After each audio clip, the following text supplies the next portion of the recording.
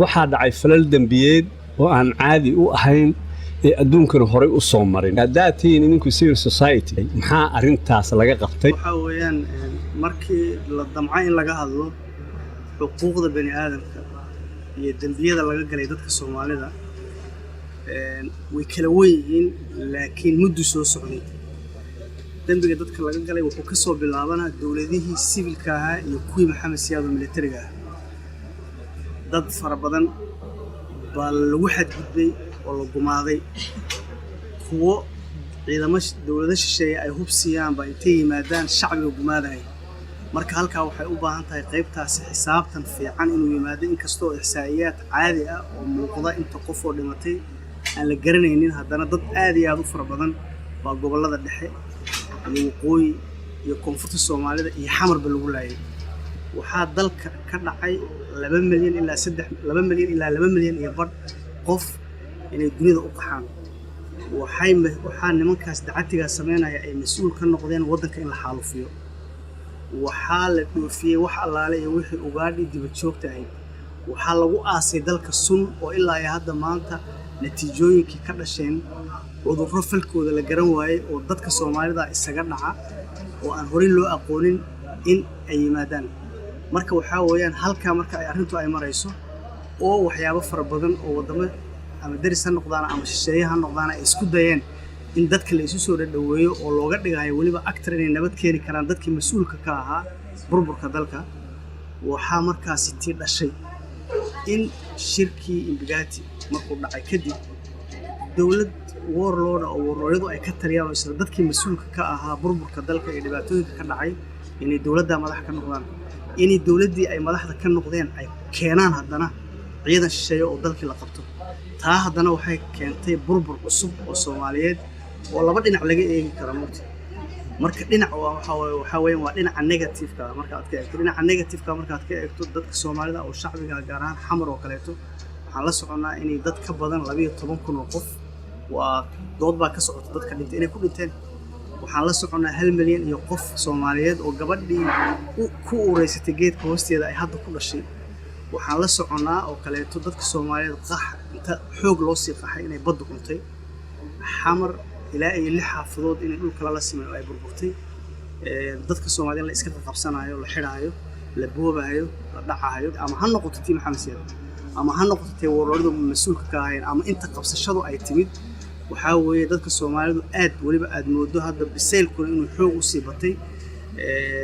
dhibaatooyinkii faraha badnaa oo dadka lagu qaybinayna dadka Soomaaliyeed inay bilaabeen inay gartaan dantoodu inaynu ku jirin in ay hoos tagaan oo ay maamulaan warloradu.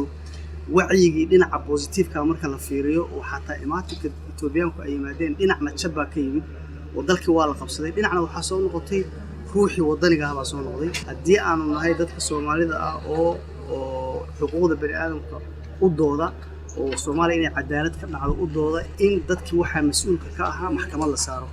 laakiin haddaanay imanin in la xisaabtamo oo aanay imanin ragga maanta wali aan quusanin oo Soomaalida raba wali inay u taliyaan maxkamad in la saaro oo lala xisaabtamo Soomaalidu dhibaatada iyo dhiiqada ay ku jirto kama baxayso.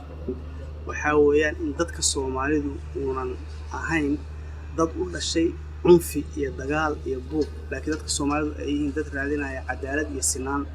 maxkamadaha islaamiga markay dalka yimaadeen oo ay muujiyeen in ay dalka ku dhaqaayaan maxkamad ma ay ku dhaqaayaan cadaalad oo cidii la dhacay waxeedii loo celiyay oo maaragtay dadkii tuugta ah laga qabto meeshii oo airportkii la furay oo furdadii la furay oo ay dadku dareemeen in ay jirto nabadgelyo ay jirto.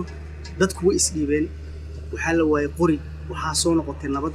taa waxay ku tusaysaa rajada in nabad la gaaro ah in aanay fogeyn. laakiin dadka Soomaalidu ay waayeen wax cadaalad ku maamula.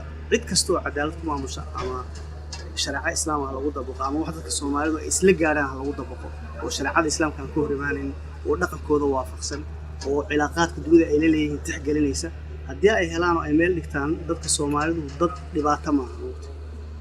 مثالka 6 bilood ana wuxuu galaa taariikhda uu galay. qofkii la rabay inuu sharciga ilaaliyo haddii uusan gudan waajibaadkiisii ma loo qaadan karaa asaga laftiisu inuu dambiile yahay. tusaale Soomaaliya waxaa ka dhacay xasuuq weyn baa ka dhacay xadgudub weyn baa ka dhacay oo adduunka aan soo marin markaan leenahay waxa weeye charterka United Nations ayaa lagu xadgudbo waddan baa waddan kale ku soo duulay xasuuqna sameeyey iyadoo ay hay-adihii ay ahaayeen inay ilaaliyaan ay joogaan oo ay u dhow yihiin weliba ku dhex jiraan tilaabana aysan ka qaadin ma lays oran karaa marka dembiga lafto ay waxbay ku leeyihiin waxaa waaye dad fara badan oo aan ahayn oo keli ah hay-adaha inay xuquuqda difaacaan baa dembiga shacbiga Soomaaliyeed laga galay uu taaban doonaa oo mas'uuliyaddeedu way ballaaran tahay way ka ballaaran tahay afarta xabo oo askarta oo Itoobiyaanka wax burburinayso oo kufsanayso oo dhacaysa laakiin waxaa waaye waa kiriim wadareed waaye marka Itoobiya uu gudbaa kuwa Kenya uu gudbayaa waxay taabanaysaa dad badan bay taaban marka waxaan rajaynayaa inay si fiican loo xisaabtamo oo maxkamad la furo